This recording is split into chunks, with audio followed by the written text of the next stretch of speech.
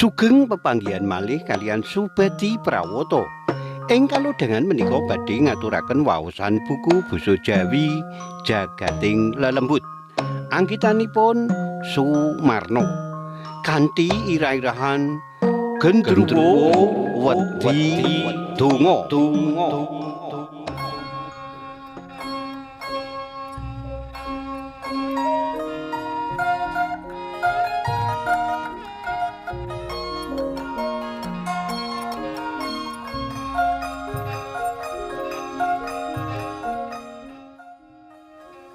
Kawit kelas 1 SD, Kusna wis duwe kesenengan mancing.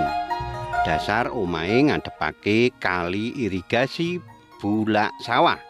Mula saben awan mulai sekolah, Kusna gage nyekel walusan gawa mancing.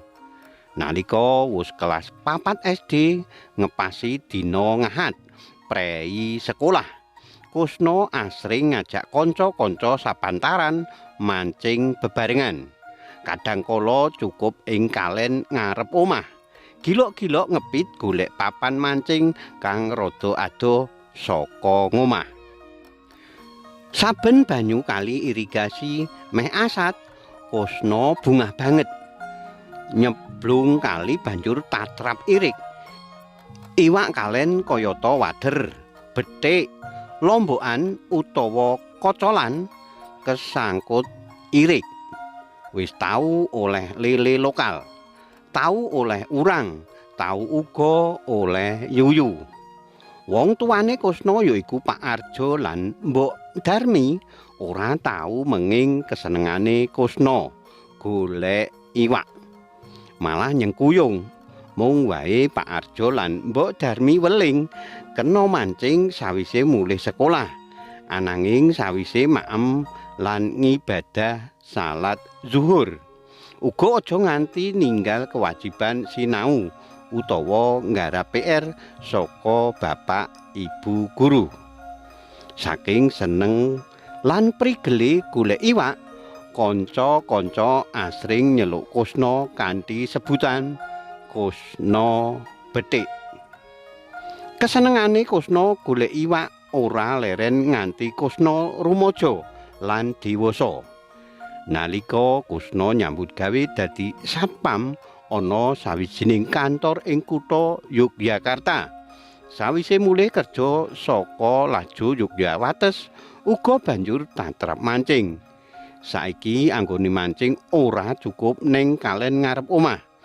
Ananging tekan Waduk Sermo, Kokap, Suwangan, Pante Trisik Galur, Kali Progo, Pante Congot, Glaga lan sapanunggalane. Nganti Kusna duwe bojo kenya ayu saka Bantul kang aran Santi. Sadurunge nikah, kanca-kanca wis aweh piweling. No, sesuk nek kowe wis duwe bojo, bojomu aja ditinggal lunga mancing. Mesakake bojomu.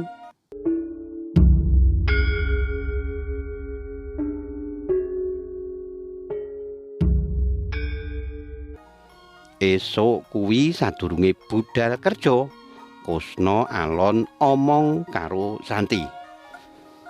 Dek, aku dak omong ning aja dadi lara atimu ya. Arep omong apa to, Mas? Kok sajak lewigati? Celatune Santi gumun. Seminggu iki aku ra kerja shift esuk. Mlebu tabuh 8, metu tabuh 4 sore. Upama mengko bengi kowe tak tinggal mancing, piye, Dik? Pitakone Kusna alon.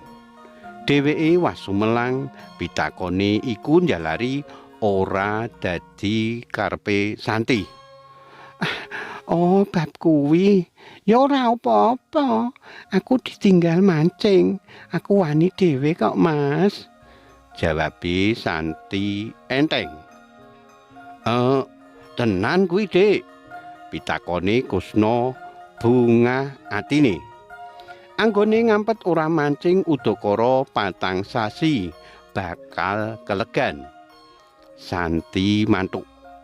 Kusna ngeslah montor banjur lumaku alon-alon tumuju kutha Yogya. Ngarepe azan Isya, Kusna pamit karo ngaras bathuke Santi. Aku mangkat dhisik ya, Dik. Aja lali lawange dikancingi. Jam nuduhake tabuh 7 bengi. Le mulih aja wengi-wengi, sesuk kudu tangi mruput.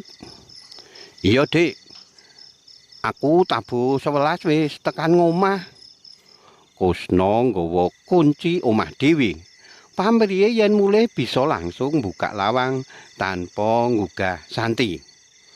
Kusna ngeslah montor budal. Santi ngancing lawang ngarep. Mateni lampu kamar tamu banjur mlebu kamar. Ing kamar Santi ngeluk boyok, nggletak ing kasur. Mripate wis mbiyiyit, ngantuk.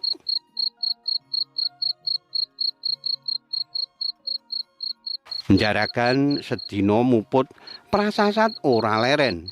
Ora watara suwe Santi wis turu nglintek. Dik, aku wis mulih. Mak gragap. Santi tangi karo ngucek-ucek mripat.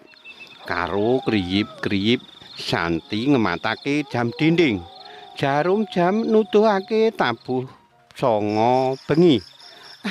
Kok cepet banget, Mas? Pitakone Santi semu gumun. Iya, iki mau ing kali udan deres. Dadi aku cepet-cepet bali.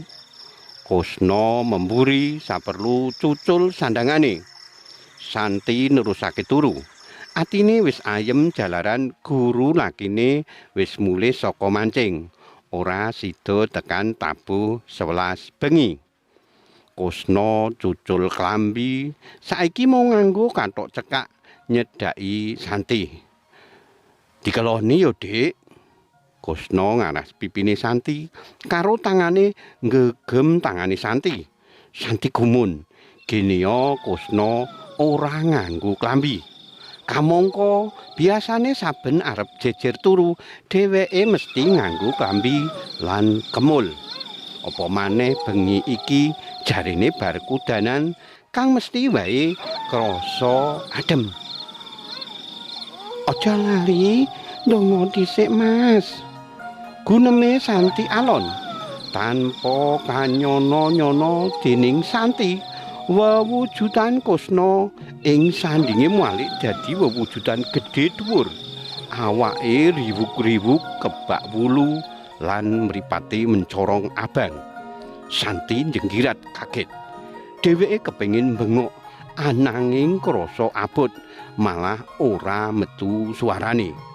Dheweke mundur ngedohi wewujudan kang banget ngegirisi iku.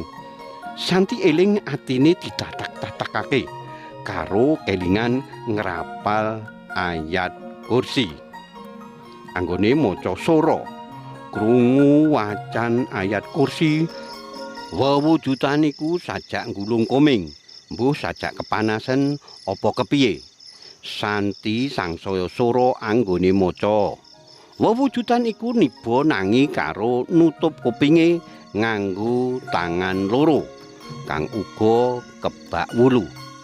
Wewujudan iku sajak ora kuat banjur mlayu ngeblas nembus tembok.